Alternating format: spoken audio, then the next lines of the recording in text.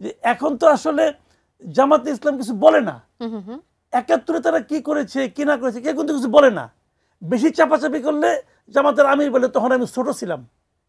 ওনারা সব কিছু জানে, কিন্তু মুক্তিযুদ্ধের কথা বলে বলে ছোট ছিলাম। তো ছোট ছিলেন উনি, কিন্তু এখন এই ডেফিনিশনের মধ্যে বোঝা গেল যে না, আপনি ছোট থাকতে পারেন, কিন্তু আপনারা যারা মুরব্বী ছিলেন ওনারা এই আকামগুলি করছেন, এবং এই আকামগুলি করার কারণে ওনাদের অবস্থানটা আমরা মোটামুটি যে মানুষ এখন একটা পাইল। অবস্থান পরিষ্কার হলে এর পরবর্তী বিষয় কি এই সরকার, অন্তর্বর্তীকালীন সরকার কি কিছু করবে বলে আপনার মনে হচ্ছে?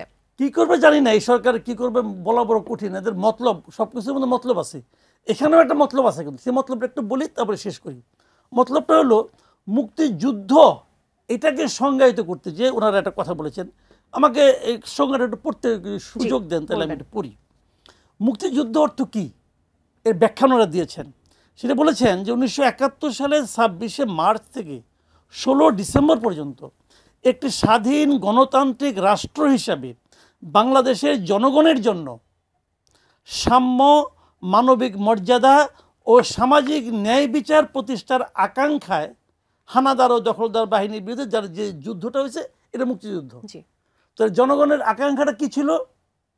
ওনারা দাবি করছেন সাম্য, মানবিক মর্যাদা ও সামাজিক ন্যায় বিচার প্রতিষ্ঠার আকাঙ্ক্ষা। This is not true. এই শব্দগুলি হলো গিয়ে যে ইউনূস সাহেবের একজন ভাড়াটে বুদ্ধিজীবী আছে, আমেরিকান নাগরিক ডক্টর আলী রিয়াজ। উনি আবার আমার আনফর্চুনেটলি, আমি এখন আনফর্চুনেটলি বলি, উনি আমার সরাসরি টিচারও ছিলেন। তো এই ভদ্রলোক উনি যে সংবিধান সংশোধন করতেছেন ওইখানে এই কথাগুলি বলেছেন, সংবিধানে সাম্য, সামাজিক মর্যাদা ও সামাজিক ন্যায় বিচার। সেটা তো ৭২-এর সংবিধানের মূলনীতি। কে বললো আপনাকে ৭২-এর সংবিধান মূলনীতি এটা হবে কেন? ৭২-এর সংবিধান মূলনীতি হলো আপনার জাতীয়তাবাদ, গণতন্ত্র, সমাজতন্ত্র এবং এই ধর্ম নিরপেক্ষতা। দেখেন, তখন যারা মুক্তিযুদ্ধ করছে তারা এইগুলো জানতো না।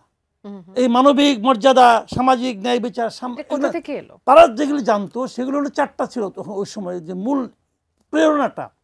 1 নম্বর প্রেরণা ছিল গণতন্ত্র। একটা ইলেকশন হয়েছিল, সেই ইলেকশনে গণতান্ত্রিক প্রক্রিয়া ইলেকশন হয়েছিল, সেই ইলেকশনে ক্ষমতা হস্তান্তর করা হচ্ছিল না, এই জন্য মানুষ ক্ষুব্ধ ছিল। তার মানে গণতন্ত্র একটা ইস্যু ছিল। কোথায় এখানে আছে গণতন্ত্র? নাই। মানুষ গণতন্ত্রের জন্য লড়াই করেছিল। ওই সময় আরেকটা ইস্যু ছিল যে ইসলামের নাম দিয়ে, ধর্মের নাম দিয়ে তারা 2 পাকিস্তানকে এক রাখার চেষ্টা করেছিল।